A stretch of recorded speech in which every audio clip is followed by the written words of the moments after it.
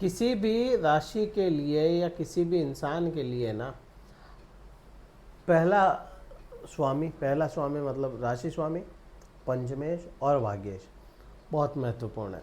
ये किसी भी अवस्था में चले जाएं, कैसे भी हो, ये बुरे परिणाम नहीं लाते, जनरली तो नहीं लाते बुरे परिणाम।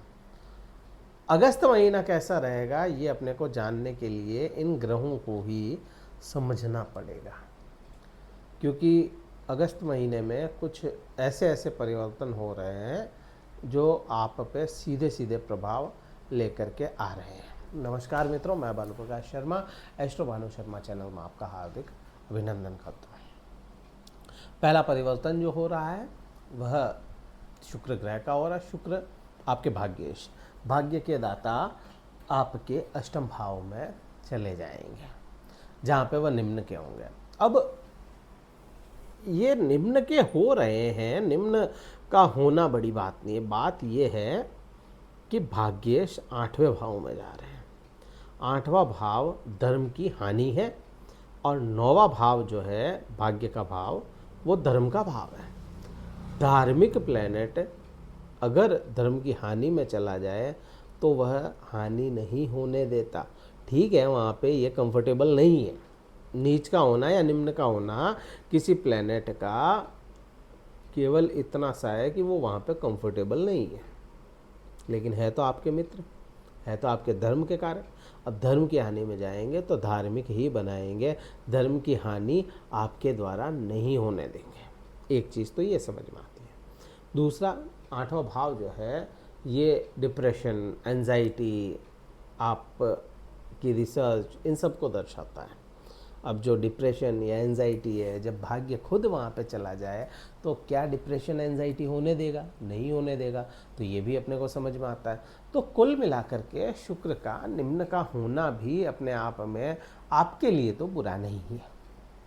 अब इसका और क्या असर होगा? इसका असर होगा धन पे। अब शुक्र क्या है? धन का कारक ही तो है। शुक्र धन देता है, ठीक है, ऐश्वर्य देता है, वाणी में सुख देता है, वाणी में मधुरता देता है। जहाँ आपके 7.5 का अंतिम चरण चल रहा है और शनिदेव आपके दूसरे भाव में है, हाँ ठीक है, वक्री है अभी, लेकिन शुक्र की दृष्टि तो है उस पर।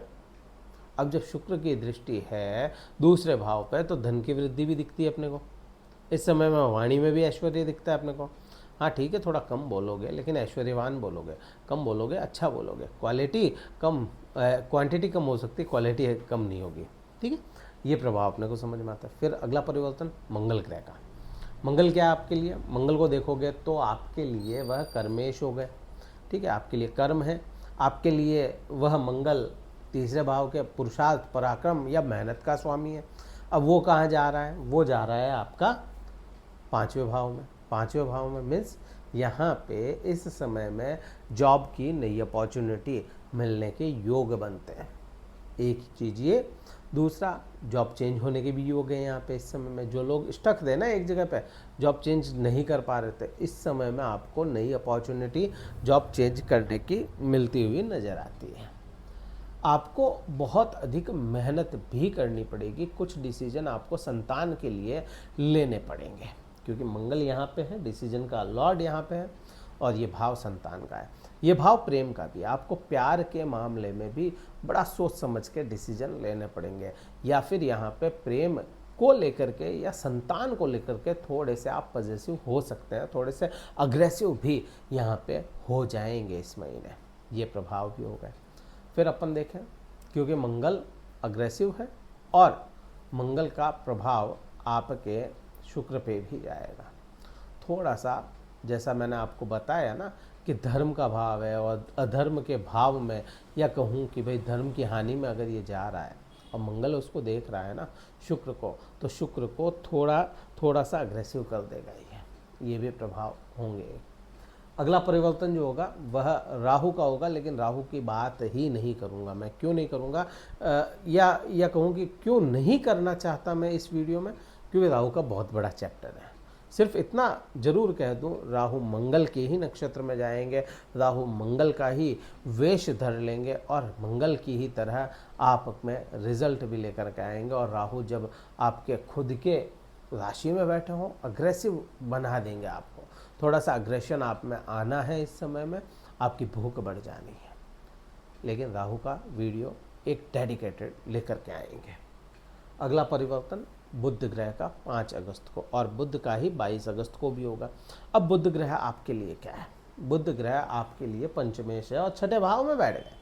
गुरुदेव बृहस्पति यहाँ पे है और सूर्य भी यहीं पे होंगे। मतलब छठे भाव को लेकर के कुछ चैलेंजेस सामने आ रहे हैं अपने को।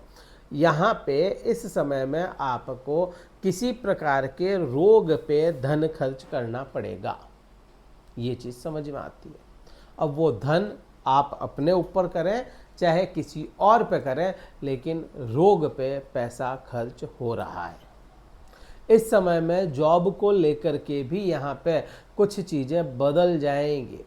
यहाँ पे आप में आत्मविश्वास इतना बढ़ जाए कि वह अहंकार का रूप धर ले। इस समय आपको अपने काम पे इतना ज्ञान हो जाए, इतना गुमान हो जाए कि वो अहंकार का रूप धर ले। लेकिन आपका पंचमेश बुध जो बुद्धि का कारक है वह भी साथ में रहेगा। तो आप अगर बुद्धि विवेक से काम लेते हैं तो जॉब में किसी प्रकार के बड़े इश्यूज नहीं होंगे, अदरवाइज इश्यूज दिखते हैं। इस समय में ऋण भी लेना पड़ सकता है और बड़े आसानी से ऋण मिल भी जाएगा, लेकिन विवेक से काम लेना पड़ेगा। अगला परिवर्तन जो होगा वह किस ग्रह का होगा? वह होगा सूर्य का। सूर्य आपके 7वें भाव में आ जाएंगे। अब यहाँ पे केतु पहले से विराजमान है। अब केतु है, केतु डिटैचमेंट के कारक, और सूर्य जो राशि स्वामी खुद वहाँ पे आ गया। अब यहाँ पे ये भाव जो है ना, इसमें कहीं ना कहीं अपने को ईगो छलकता हुआ दिखेगा, क्योंकि सूर्य चैलेंज है इस समय में। यहाँ पे इस भाव में 17 तारीख के बाद, 17 से लेकर के मैं 22 तारीख तक की ही बात करूँगा। 17 से 22 तक का जो टाइम है ना, केवल ये 5 दिन का टाइम, इसमें बड़ा आपको तरीके से रहना पड़ेगा, या संभल करके सोच समझ के रहना पड़ेगा, क्योंकि ईगो आएगा और ईगो पति पत्नी के व्यवहार में आएगा इस समय। 22 तारीख के बाद में तो चीज़ें फिर से बैलेंस हो जाएगी, क्योंकि बुध आ जाएगा वहाँ पे, वो स्थिति को संभाल लेगा। पंचमेश है और वो अगर आपके सप्तम भाव में आ रहा है तो प्रेम बढ़ा देगा उसके बाद में, लेकिन उससे पहले ईगो क्लैशेस दिखते हैं अपने को। व्यापार में भी ईगो बढ़ता हुआ नजर आएगा। आप अपने चलते हुए कस्टमर को भी परेशान कर लें या वो आपको परेशान कर दें और ईगो आ जाए बीच में, ये प्रभाव आएंगे। संभल करके थोड़ा सा कुछ जगहों पे संभलना है, कुछ जगहों पे इंतजार भी करना है। ये करेंगे आपके महीना बड़े आसानी से निकल जाएगा। फिर अपन बात करें क्या उपाय किया जाना चाहिए। शिव आराधना करनी चाहिए। सावन का महीना रहेगा तो महादेव की आराधना आपके लिए सर्वोत्तम है। महादेव को सरसों तेल का अभिषेक करें। सरसों तेल या तिल तेल का भी अभिषेक कर सकते हैं। महादेव को इत्र जरूर लगाएं। आप अभिषेक जैसे जल चढ़ाया, उसके बाद में तेल चढ़ाया, फिर जल चढ़ाया, फिर अभिषेक किया, ये इत्र लगाया, और उसके बाद में आप उनका श्रृंगार कर सकते हैं। महादेव की स्तुति पढ़ें, महादेव के लिए शिव चालीसा पढ़ें, आपके लिए बड़ा अच्छा है। सावन के महीने में काफ़ी हद तक आपको ये जो बुरे परिणाम है ना, ये कम हो जाएंगे।